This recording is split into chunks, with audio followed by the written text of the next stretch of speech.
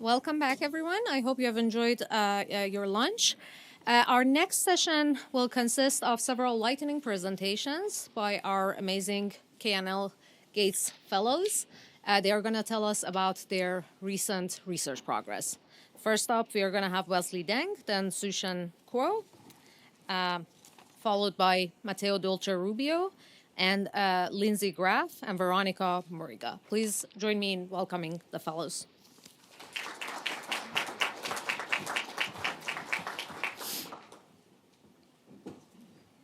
Hello, everyone. My name is Wesley, and hope you're enjoying the conference so far. We're offering the best building on the campus, and Pittsburgh is offering a great weather. If you have been here, this weather is almost unreal. Yeah, so I'm really glad to share the work supported by K&L Gates. Well, not surprisingly, that's why I'm here on We Audit towards participatory Gen AI auditing and red teaming. And a little bit about myself, I'm a fourth-year PhD at CMU HCII, Human Computer Interaction Institute. I work with Dr. Ken Hostin, Motahar Aslami, and Jason Hong here at CMU, and also Jen Woodman Wong and Solon Barakas at Microsoft Research. And my research specifically focused on supporting responsible AI practice on the ground by building tools and processes with and for AI practitioners and end users. So to start with, for the past few years, I first conducted a series of empirical studies, including methods such as semi-structured interviews, think aloud, workshops, with over 150 industry RI practitioners and researchers with diverse background and roles across 27 technology companies to gain a deep understanding of the practices, challenges, opportunities, and risks of conducting RI work on the ground. So one key takeaway from this work is that many current RI algorithms and tools developed by researchers are not actually useful and usable for industry practitioners for many reasons. For example, a lot of AI fairness toolkits assume that developers have access to users' demographic data, like gender or race, but often it is not the case on the ground when we have data set in industry setting. So building off this empirical insights, I then developed a set of tools and process for both AI practitioners and end users to support RI design and development. And many of these tools are in the context of AI auditing, red teaming, and impact assessment. Now, it's physically impossible for me to go over this work, but today I will use the rest of the time to share the work supported by K&L, which is a system and workflow called We Audit. And in particular, I plan to design, develop, and evaluate We Audit to support diverse people in iteratively investigating, deliberating on, and reporting perceived harms and biases in generative AI systems. And we want to include not only just AI experts, but also non-AI experts. We Audit will support these non-AI expert users to first explore prompts that could potentially lead to harmful output, and they can expect the AI-generated contents based on the interface we designed. And then we will build scaffolding mechanism to support users to reflect on potential harms based on their experience and identities and report their audit finding in a way that AI practitioners can act upon. And one unique aspect of We Audit is that we plan to enable users and diverse people to audit AI outputs, not only just individually, but also collectively. As you can see here, they will actually discuss their auditing findings with each other and even maybe build community among each other to support more safe and responsible AI development. So currently, I have already implemented a set of different features on a web-based platform to enable different aspects of the We Audit workflow. And I've also conducted a preliminary study using We Audit. We have also been chatting with industry researchers, practitioners, and leaders in many tech companies, and they have been trying to incorporate We Audit workflow into their actual AI development and evaluation workflow as well. And my plan for next year is to further develop We Audit interface and publish the system for public use so that everyone can benefit from our system. Yeah, that's pretty much about it. Again, you can try out our very preliminary version of the tool on weaudit.org. And I'm happy to chat about AI red teaming, AI auditing, and our in-progress study on industrial AI after, during the afternoon coffee break. And yeah, hopefully I'm not too rushed to interfere with your lunch digestion, and I'll leave the floor for Zishan. Yeah, thank you.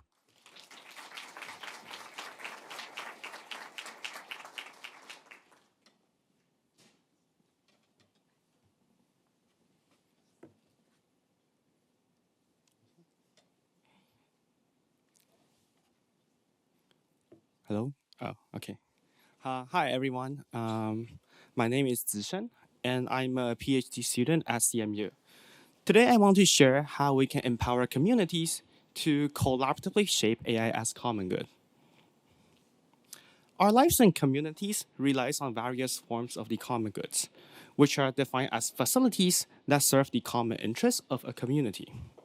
These include material facilities like public parks, as well as cultural and institutional ones, such as community archives and the judicial system guided by our community policies. Since common goods are meant to share and benefit everyone in the community, it is a democratic ideal that they are shaped and governed collectively. This ensures that these common goods serve the community's needs and reflect their shared values. Interestingly, AI systems used today in community contexts are often not shaped and governed collectively.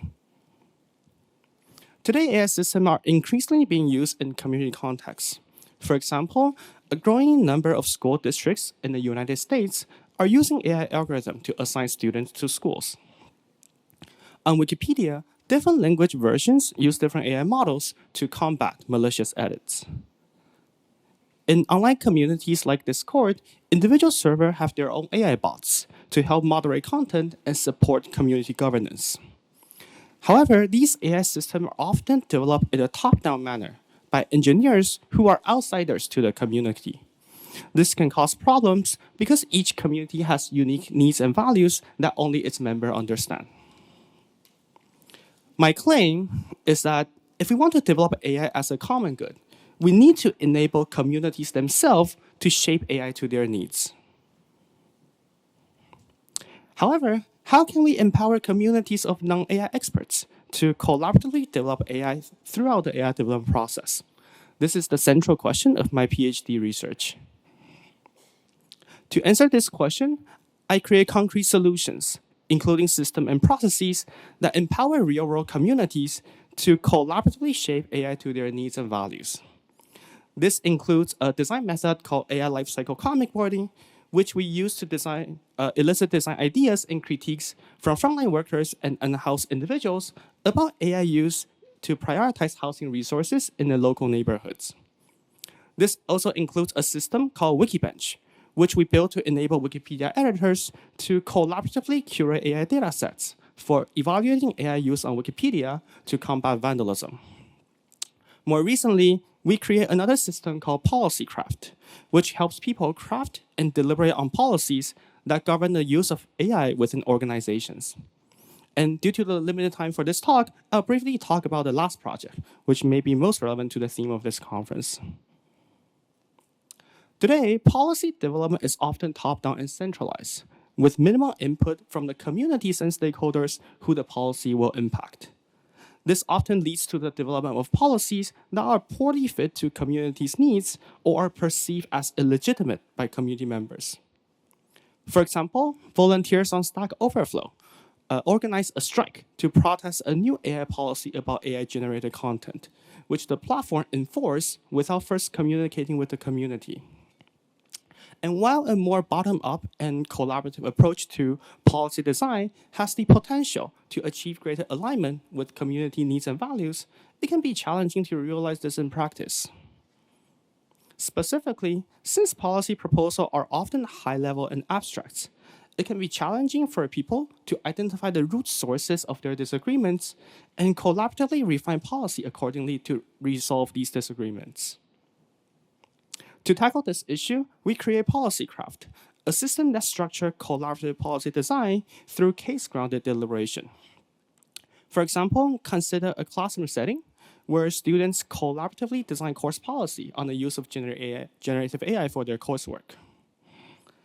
In this scenario, students might vote to disallow a case where Lucas used AI to summarize paper for a reading assignment.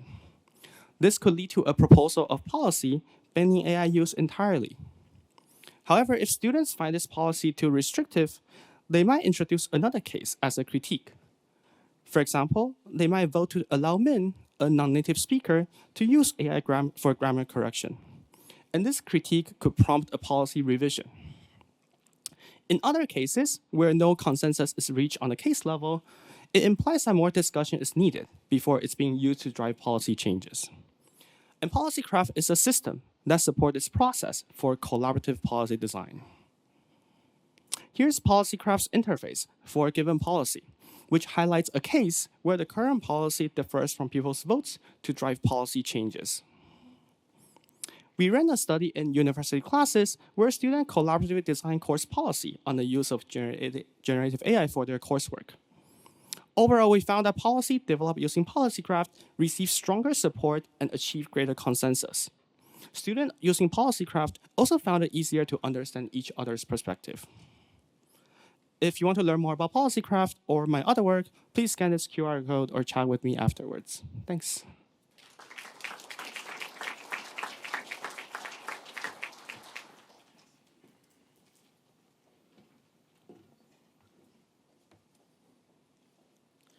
Hi everyone, I'm Matteo Dulce.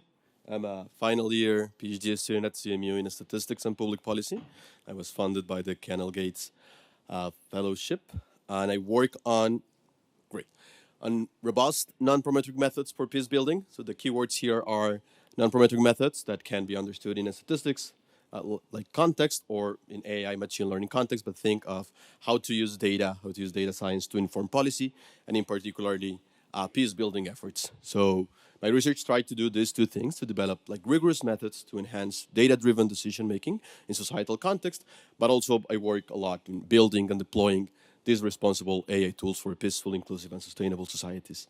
And I like to see this not as two different like objectives of my research, but more like in a feedback loop where my methodological work is used to inform decision making, but also these real-world data challenges drive and inspire my methodological research and theory work. But robust to what? So my methods try to be robust to these data issues that are inherent in high-stakes real-world observational data, such as missing data, selection biases, more recently algorithm discrimination, privacy requirements, interpretability needs, and distribution shifts. And today I'm going to focus on how these are important in post-conflict scenarios and peace-building efforts, where the state has low presence, data is especially of low quality, missing data is prevalent, and decisions are particularly high stakes to support victims and to save lives. One of such examples is my work on responsible AI for humanitarian demining, where we address the global problem of landmine contamination. Landmines are these explosive devices the size of this thingy that are left in the land after conflicts end and threaten the physical integrity, the economic restoration and environmental reparation of victims even for decades after conflicts end. This is present in 70 countries in the world, in the Southeast Asia, in South America, in the Middle East, in Africa, in a lot of developing countries in the global South. The UN estimates that at the current pace it will take us 1,100 years to fully demine the planet.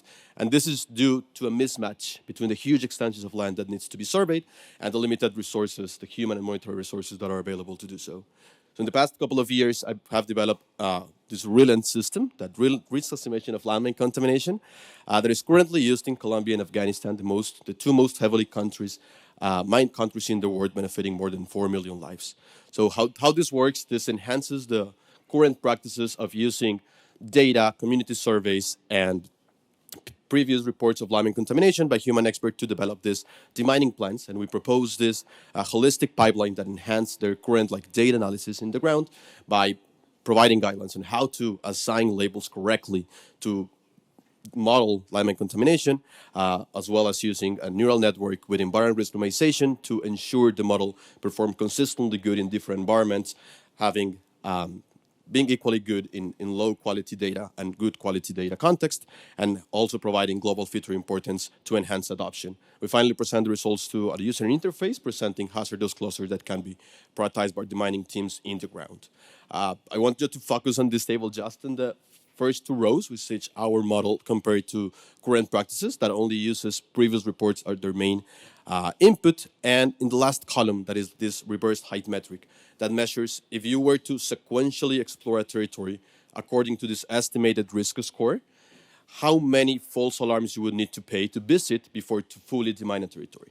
And this is showing that our system cuts false alarms and clearance time by up to 41% in real-world data in Colombia. We have been deploying the system, as I mentioned, in Colombia and Afghanistan to identify priority areas for mine clearance. This is done in partnership with the UN Mine Action Service, with UNOPS, with the Colombian campaign to ban landmines, with the Mine Action Program in Afghanistan. Our approach experimentally reduces false alarms and clearance time by half. And I would also want to emphasize this very important part of co-designing these tools and working together very closely with local demining organizations, with funders, with organizations such as the UN and UNOPS to understand how to define the labels, use the correct tools, validate these models and deploy them responsibly in the wild to support war-affected communities and foster peace-building efforts. So please scan this QR as the other two previous ones to learn more about my work, and happy to talk.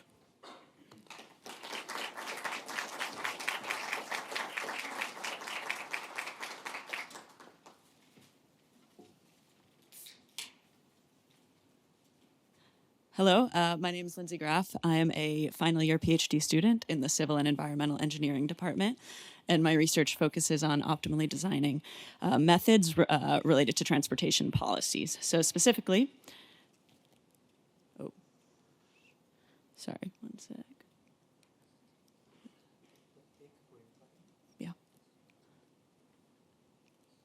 Big green. Oh, the big one. Sorry. I was using the little one. Okay, thank you. Okay, so specifically, I'm going to talk about one policy today, which is the fair optimization of mobility subsidies in multimodal transportation networks. So this work was inspired by the fact that cities have begun piloting universal basic mobility programs, which functions as the transportation equivalent of food SNAP benefits.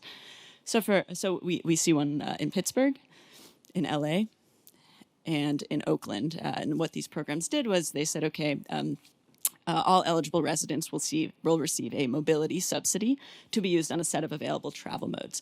For example, an eligible resident may receive $100 to be used on transit, bike share, car share, and scooter. So we asked the question, is this a fair allocation procedure? And the reason we ask that is because some residents may reside in an area with poor transportation network infrastructure and may thus require a higher valued subsidy to access a similar number of points of interest. So that said, we developed an optimization model for the fair geographic allocation of mobility subsidies. So our task was to allocate these mobility subsidies based on one's geographic residence. And the objective is to maximize system-level job accessibility. So what that means is it's a metric to count how many jobs a resident can access from their initial geographic residence.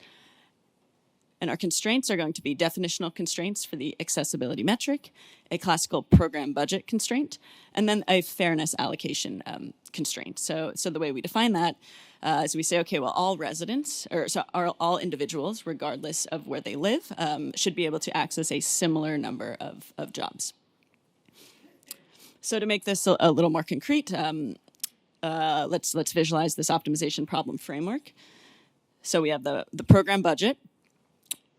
And we'll say, so this program budget is allocated such that all residents receive a transit card because transit is the backbone of any transportation network.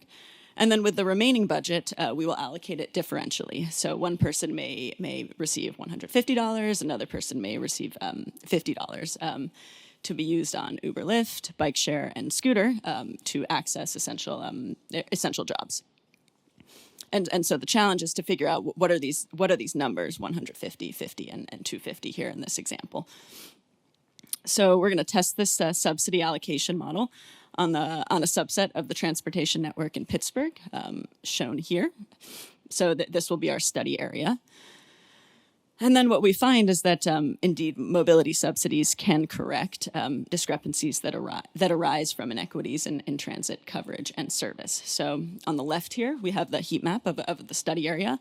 Each polygon represents a census block group.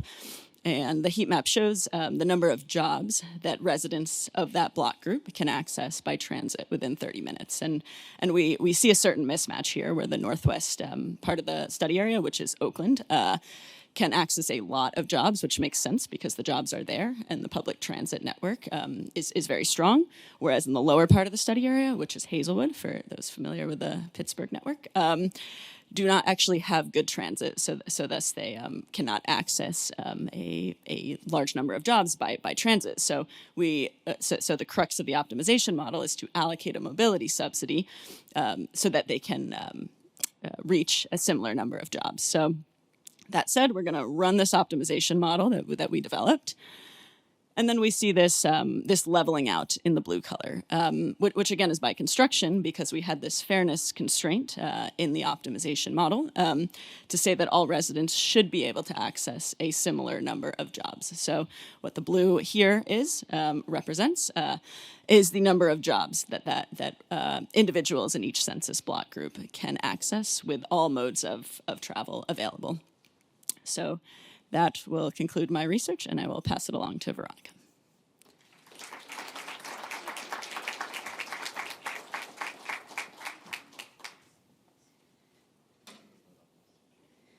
Hi, I'm Veronica Muriga. I'm a second-year PhD student in electrical and computer engineering. And I'll be presenting my project on opportunistically using low Earth orbiting satellites for emergency communications. Okay, so satellites today are transforming the way people can access the internet, and this is especially in regions where telecommunication companies aren't really incentivized to set up infrastructure. This could be regions experiencing political instability or climate disasters. And so for people in these areas, they pretty much can only access the internet through satellites. And one application that is especially critical that satellite infrastructure can really help with is emergency communications.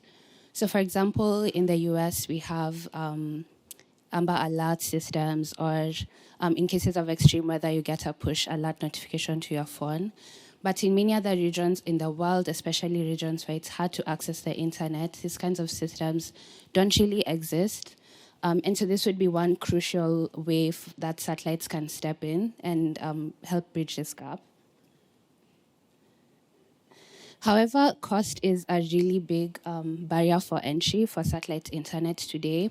This is because just the costs required to set up and manage ground stations, the high number of satellites that are required to provide global and reliable coverage, and then the user terminals that are needed to access the internet through satellites require really advanced technology that is costly to build and to hire people to build.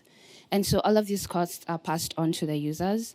And so for people who are in these regions where satellite internet could be a really useful thing to have, cost still remains to be a really big hindrance to them adopting this technology.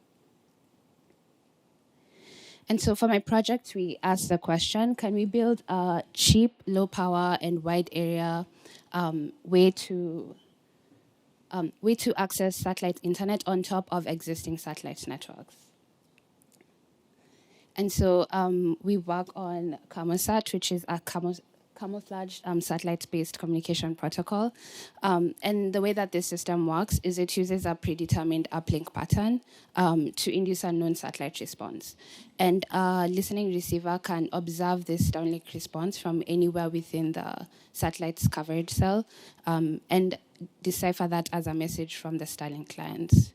And so I'll give an example of how this works. So for example, if there's a wildfire warning in a certain region, and there's a Starlink user in that region, the user could send a burst of traffic, for example, every 1 second, and the satellite responds with this uplink pattern with a similar burst of traffic every X seconds.